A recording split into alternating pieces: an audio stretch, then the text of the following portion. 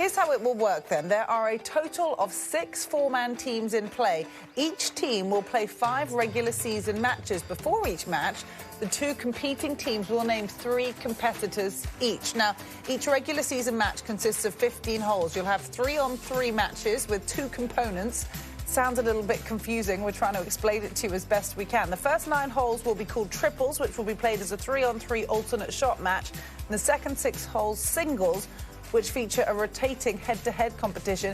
Each player will play 2 holes during the session. Now, every hole, I should say, has a value of 1 point. The team with the fewest strokes on a hole wins the point. Ties are worth 0. There are no carryovers. If we get into a tiebreaker, that's another story. Let's remind you of the structure right now, or reveal the structure. All matches will be played at SoFi Center in Palm Beach Gardens, Florida. That has a capacity of approximately 1,600 spectators for TGL's inaugural season. Tee shots and approach shots will be played from real grass tee boxes, fairway surfaces, the rough and sand, on long shots into a big simulator screen. For shots within approximately 50 yards or less, depending on the green setup and hole locations, the players will transition to a custom-built complex that includes 3 virtual greens.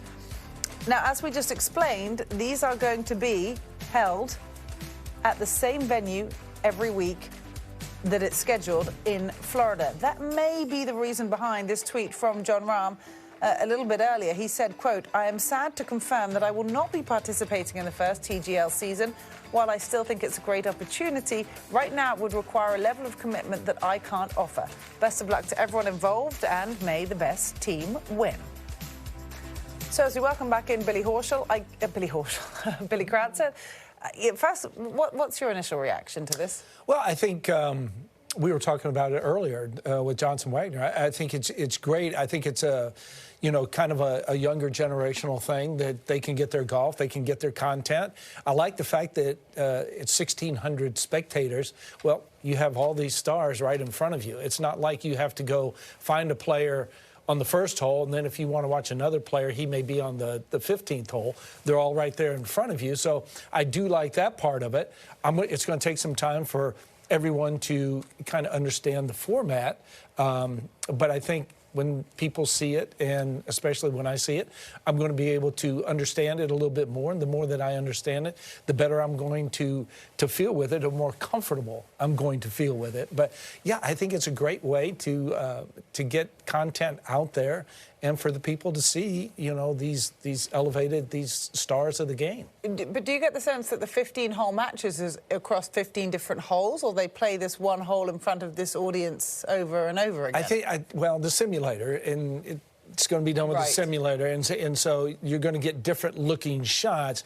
I just, for the guys that are guys and gals that are really involved in the game of golf, in the swing, and they're the geeks that want to know every nut and bolt about what makes it work, it's going to be right there in front of them all the time, and I think that's a benefit. And so I'm really curious to see how it's going to work. I understand Jon Rahm with the time consumption that it would take flying across country because he's in Scottsdale, coming to Florida. I get all that. I'm sorry he's not going to play, but it's a decision that he thinks is best for him going forward into 2024. Well, there are some guys that have been confirmed as playing. As we continue this conversation, let's just tell you one of the TGL teams that have been finalised is headlined by Rory McIlroy, called Boston Commons Golf. It will be round out by Adam Scott, Tyrrell Hatton and Keegan Bradley. So those are those 4 players. These teams have been bought by companies, hence the name. Earlier this week, Justin Thomas was announced as the first player who will represent Atlanta Drive Golf Club. So he's been welcomed, and we look forward to finding out who will join him.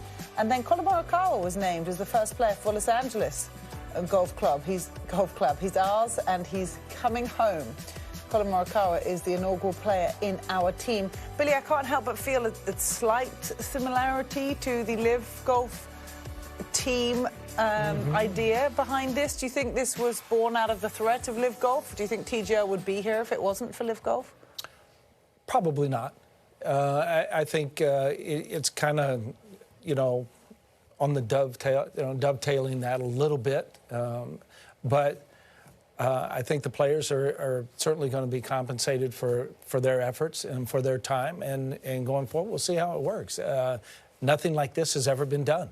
I mean, everything has always been an outdoor sport, and now you're making it an indoor sport. So I am very curious to see how it's all going to work. Yeah, evening, short form content, as you say, that maybe the younger generations would like to consume and get to know a little bit more about our great sport and some of the good names that play this game.